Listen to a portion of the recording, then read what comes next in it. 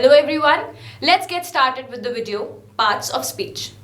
So basically there are 8 parts of speech: noun, pronoun, adjective, verb, adverb, conjunction, preposition and interjection.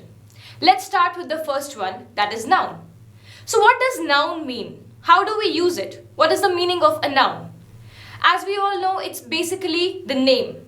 Name given to a person, name given to a place or a thing or an animal. Let's have an example. Rima is a beautiful girl. Now in this sentence, Rima is the noun. Delhi is a populated or polluted city. In this sentence, Delhi is the noun. So whenever we give a specific name to a person, place, animal or thing, we consider or call it as a noun. Let's proceed with the next one, that is a pronoun. How do we use it and where do we use it? Pronoun is a word that replaces a noun. So every time we cannot keep using the same name again and again. So what do? We have to use a pronoun in place of the noun so that there is no repetition of the names in the sentence. Example, she is an intelligent girl. So as I said, Rima is a beautiful girl in the first sentence. She is an intelligent girl also will relate to Rima only, but in this sentence I have used she. It is a beautiful day outside. Now it over here is a pronoun used for a day because it does not specify any gender. So I am using it. He is an intelligent person or he is a hardworking boy. So he over here I am talking about somebody. In spite of using that person's name, I have used he. So any pronoun that we use in our language is the replacement of noun and it is used to avoid the repetition of noun again and again. Let's proceed further with adjective. So if I say she is a beautiful girl, what is adjective? Where do we use adjective? An adjective is that word which talks about the quality of a person or a place or a thing. So in this sentence, she is a beautiful girl. The word beautiful is talking about the quality of the girl. How is she? See, she is beautiful. Let's take another example. It's a crowded place. So in this sentence, the word crowded is talking about the place. How is the place? It is very crowded. There are a lot of people on that place. So basically, any word that talks about the quality of a place, person or thing is called as an adjective. Let's proceed to the next part of speech, which is verb. So what does verb mean? In any sentence, the doing word, the word that shows an action is called as the verb. So if I say, I have to talk to him. Now in this sentence, the word talk is showing the action which I have to do. So obviously, talk is the verb. She is doing her work. Now in this sentence also, the word doing is talking about the action that is in process at a particular time. So the word doing shows an action and it is again a verb. Proceeding further, if I add on just one more word in this sentence, she has to complete her work very fast. Now in this sentence, the words very fast are adverbs. How they are adverbs? Because they are the words that are modifying or telling more about the verb that I am talking.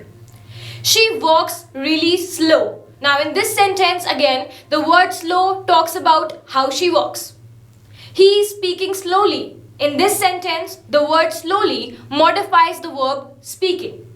So any word that modifies the verb, any word that talks about or explains the verb which is there in the sentence is called as an adverb. That is why we call it as an adverb, because it is more or modification of the word verb. Any verb which is there in the sentence. Proceeding further, if we take a sentence, you and I are good friends.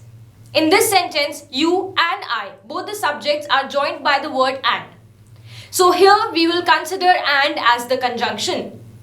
So let's understand the use of conjunction. Where do we use it and why we use it?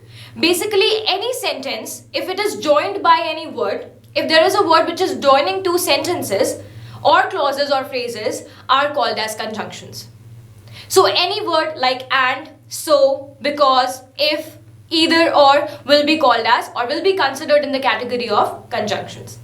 Let's have a look at a few more examples. She and her friend are planning to go for a party today. In this sentence also, she and is joined by she and her friend are joined by and is the conjunction. You did not come to the college because you were not well.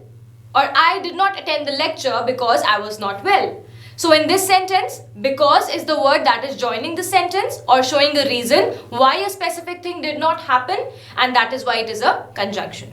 So any word that is going to join two sentences or clauses will be considered as a conjunction. Proceeding further, let's move on to the other part of speech, which is a preposition.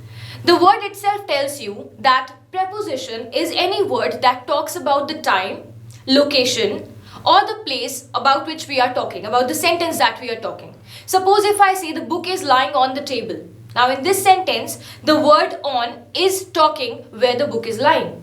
So the word on is showing the preposition. It's a preposition and it is talking about the relationship between the book and the table. You have to come in time to attend the meeting. In this sentence, the word in is a preposition because it is talking about time. It is talking about when you have to reach for the meeting. The dog jumped upon the wall. In this sentence, the word upon is talking that the boy had to climb and jump upon the wall.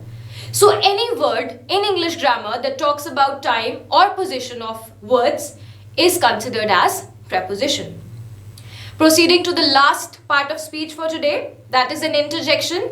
So basically any word that talks about or expresses feelings. For example, wow, it's a beautiful scenery. In this sentence, the word wow exclaims your feelings or your expression in the sentence. So wow is an interjection. Another sentence, alas, we have lost the match. In this sentence, the word alas is showing grief or that you are sad because you have lost the match. So the word alas over here and the word wow over here are justifying interjections for you. So that's it. These were the 8 parts of speeches that we use in our language. Noun, pronoun, adjective, verb, adverb, conjunction, preposition and interjection. I hope this video will be useful to you. I will surely be back with another video with explaining more about the parts of speech. Till then, thank you. Happy learning.